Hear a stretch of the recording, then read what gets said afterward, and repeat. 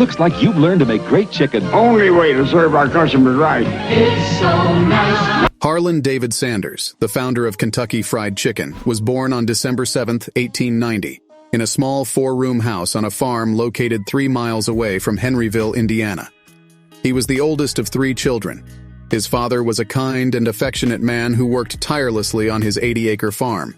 Sanders' mother was a strict and devout Christian who continuously warned her children of the evils of alcohol, tobacco, gambling, and whistling on Sundays. Unfortunately, Sanders' father passed away in 1895, leaving his mother to support the family. She started working in a tomato cannery, leaving the young Harland to look after and cook for his siblings. By the age of 7, Sanders was reportedly skilled at cooking. The children searched for food while their mother was away at work for days at a time. When he was 10, Sanders began working as a farmhand in 1900. In 1902, Sanders' mother remarried, and the family moved to Greenwood, Indiana. It was in 1903, at the age of 12, that he dropped out of 7th grade, stating that algebra's what drove me off, and went to live and work on a nearby farm. At the age of 16 in 1906, Sanders left his home in search for work. Over the next 24 years, he worked a variety of jobs, often moving from town to town. Sanders worked as a farmhand, streetcar conductor, blacksmith's helper, tire salesman, and even a lawyer. In 1920, at the age of 30, Sanders started a ferryboat company that ran passengers between Kentucky and Indiana. Unfortunately, the business failed, and Sanders was left with substantial debt. In 1924, Sanders traveled from Louisville to Winchester by hitchhiking. After job hunting, he was given a ride by the general manager of Standard Oil in Kentucky, an oil and gas company. Not knowing who he was, Harland shared his struggles finding work. The general manager found his story to be interesting and appreciated his work ethic, so he offered him to run a gas station in Nicholasville. Being the opportunistic man he was, Sanders didn't hesitate to say yes. However, the business was initially slow due to customer loyalty to the previous owner. To overcome this, Harland focused on providing excellent customer service and always went the extra mile. Eventually, he was able to sell more than $12,000 worth of gas per month, 3 times more than anyone else had ever sold. During the Great Depression, Harland was forced to sell his own equipment in order to make rent. Realizing he couldn't stay, he left his previous job. Fortunately, Sanders was offered a rent-free service station by the Shell Oil Company in North Corbin, Kentucky along U.S. Route 25, in return for paying the company a percentage of sales, which he accepted in 1930. He served country ham, string beans, okra, and hot biscuits to travelers in the back of his service station, using his own dining table, which had a capacity of 6 people.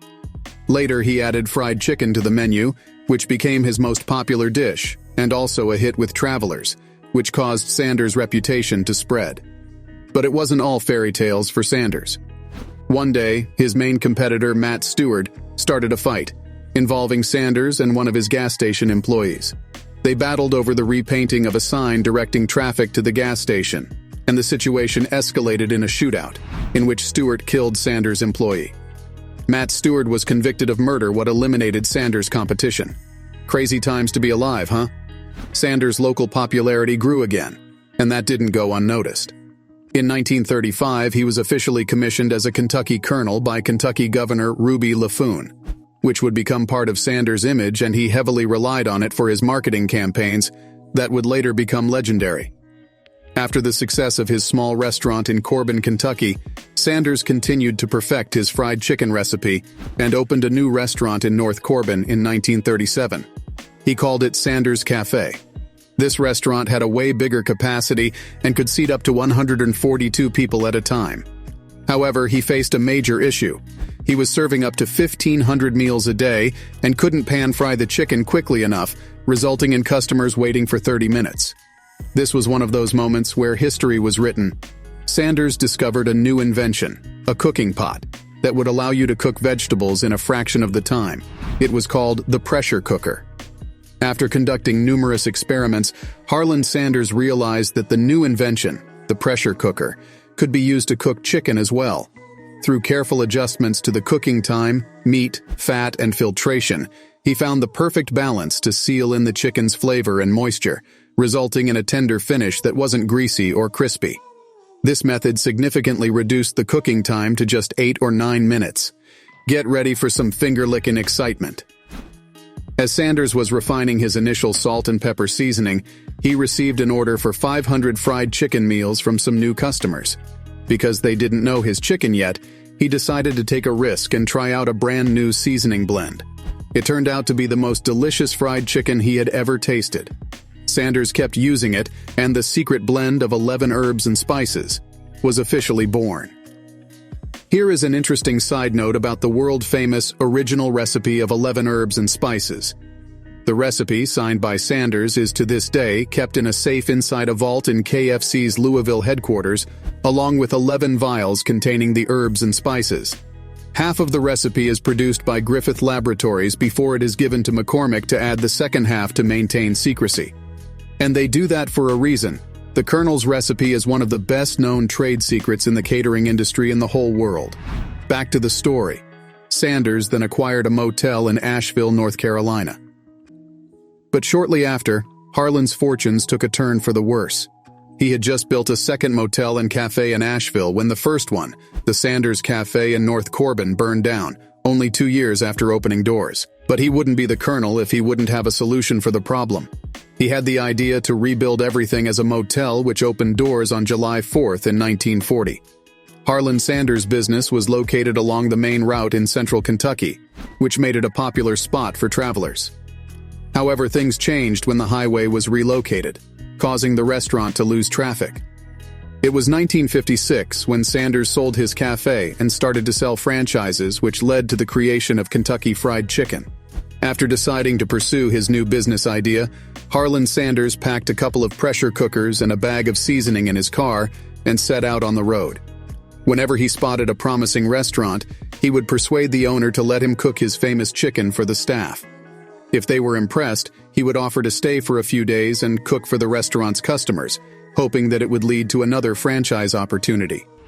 His journey to franchise success wasn't an easy one, as he stated in his memoir. Looking back, it seems now that one of the most courageous things I ever did was to start out in my car with a pressure cooker to sell my first Kentucky Fried Chicken franchise. As I say, I had no money except for my monthly Social Security check, but I had 3,500 brochures printed. I expected to get some inquiries as a result of those brochures, but I don't think I ever got more than 2. However, Sanders never lost his determination to succeed, and his life soon changed again, this time for the better. Instead of driving around, people now came to him instead. He handled all the administrative tasks, and his second wife, Claudia Price, was responsible for blending, packing, and shipping their secret recipe of 11 herbs and spices. Harland was hesitant to share the recipe with his franchises, as he feared it could be stolen by competitors. At the age of 62, the Colonel franchised his secret recipe for Kentucky Fried Chicken to Pete Harmon in South Salt Lake City, Utah, resulting in significant growth in restaurant sales. The franchise approach became highly successful, and KFC continued to grow into a nationwide phenomenon. The company's growth was fueled by its innovative menu offerings, including the introduction of the now famous bucket of fried chicken in the early 60s. KFC was also one of the first fast food chains to expand internationally. Sanders obtained a patent protecting his method of pressure frying chicken in 1962 and trademarked the phrase, "It's finger-licking good," in 1963, when KFC had over 600 franchises in the U.S. alone. Now that Sanders didn't have any financial instabilities, he still worried about the future of his company after his death. Many people, including a young attorney named John Brown, had expressed interest in purchasing the company. John's grandfather had instilled in him the same strong work ethic that Harland had learned 2 generations earlier. In 1963, John was approached by Harland to become his full-time attorney. During their conversations, they discussed Harland's passion for fried chicken, and John was surprised to learn that there were hundreds of KFC franchises throughout the U.S. and Canada. In an interview, John recalled asking Harland about the number of salespeople in the field, to which Harland replied that he didn't believe in solicitation. John began to consider the potential benefits of a more aggressive sales strategy. Before parting ways, John Brown agreed to take over a barbecue franchise that Harland had intended to build. However, instead of pursuing the barbecue business, John raised the necessary funds from a millionaire named Jack Macy and started learning about the fried chicken business. Through his research, John discovered that barbecue had limited regional appeal and that the real profits were in fried chicken. With this knowledge, John and Jack decided to make an offer to purchase Harland's company in 1963. Initially, Harland rejected the idea, but John and Jack argued that Harland should enjoy his life now, and that if he died before selling his franchise, the majority of his assets would be utilized to cover his tax obligations. They offered Harland $2 million, which would equate to over $17 million today. They also promised to maintain quality and treat his franchises fairly. Despite the proposal making sense, it didn't feel right to Harland at this time. But time passes, and KFC's rapid expansion became overwhelming for the aging Sanders.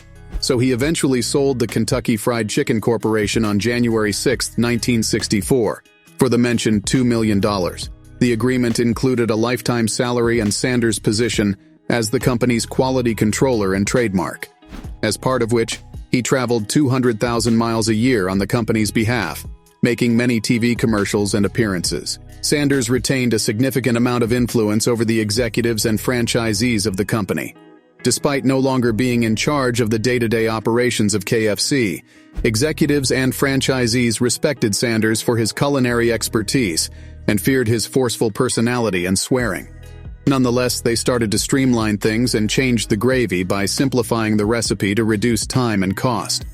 That wasn't the best idea, as Sanders was particularly passionate about the quality of the gravy, which he claimed, "It'll make you throw away the darn chicken and just eat the gravy." Because of that, the Colonel continued to make surprise visits to KFC restaurants and would express his displeasure with the food by denouncing it as goddamned slop or pushing it onto the floor. After leaving KFC, Sanders and his wife reopened their restaurant as Claudia Sanders, the Colonel's Lady, where they served KFC-style chicken as part of a dinner menu and planned to expand the restaurant into a chain. However, KFC sued Sanders for it. They eventually settled and sold the restaurant, which still operates as the Claudia Sanders Dinner House, serving his original recipe fried chicken as part of a non-fast food dinner menu. It is to this day the only non-KFC restaurant that serves an authorized version of the fried chicken recipe. By 1970, the KFC chain had expanded to 3,000 outlets across 48 countries. In July 1971, John Brown sold the company to Hublin, a packaged food and drinks corporation based in Connecticut, for a whopping $285 million, which amounts to approximately $2 billion in today's currency. In 1973, Sanders filed a lawsuit against Hublin Inc., claiming that they were using his image to promote products he had not been involved in developing. In 1975, Hublin Inc. attempted to sue Sanders for libel after he publicly criticized their gravy, describing it as sludge with a wallpaper taste, but their lawsuit was unsuccessful. In the late 1970s, the Colonel told the Louisville Courier-Journal the following: "My God, that gravy is horrible. They buy tap water for 15 to 20 cents 1,000 gallons, and then they mix it with flour and starch and end up with pure wallpaper paste. And I know wallpaper paste, by God, because I've seen my mother make it. There's no nutrition in it, and they ought not to be allowed to sell it. The crispy fried chicken recipe is nothing in the world but a damn fried dough ball stuck on some chicken." Colonel Sanders passed away in 1980. The man behind the world-famous fried chicken recipe left a legacy that extends beyond his original recipe of 11 herbs and spices. His impact on American cultural history cannot be overstated. The Colonel's promotional work and tireless efforts to build his brand have made him an enduring symbol of perseverance and ingenuity. The story of Colonel Sanders is one of rags to riches, a tale of a man who refused to give up on his dreams despite facing constant setbacks and challenges. His journey was not an easy one, and it is a testament to his development of strength and character that he was able to overcome the obstacles in his path. Sanders' passion for cooking led him on a journey that took him from one restaurant to another, trying to perfect his fried chicken recipe. His persistence paid off when he finally hit upon the original recipe of 11 herbs and spices, which became the foundation of his empire. But the Colonel's success was not just about his cooking skills. It was also about his ability to market himself and his product. He was a master of promotion and advertising, and his iconic white suit and the southern string tie became synonymous with his brand. Sanders' story is an important reminder of the power of determination and hard work. He never gave up on his dreams, and his legacy lives on to this day. For those who are struggling to achieve their goals, the Colonel's story is a source of inspiration and hope. His impact on American culture will continue to be felt for generations to come, and his legacy will always be remembered with reverence and admiration. He is the true definition of the American dream, one of the physical embodiments of what serves as inspiration for people in the past and generations to come. What is your opinion on Kentucky Fried Chicken? Do you prefer KFC or other fast food brands? Make sure to leave your thoughts in the comments down below. Also, if you like the video, make sure to give it a thumbs up and share it with your friends. If you like to see more videos about fast food brands and their history, make sure to subscribe and visit our channel. Thank you for watching. We see you in the next one. Bye-bye.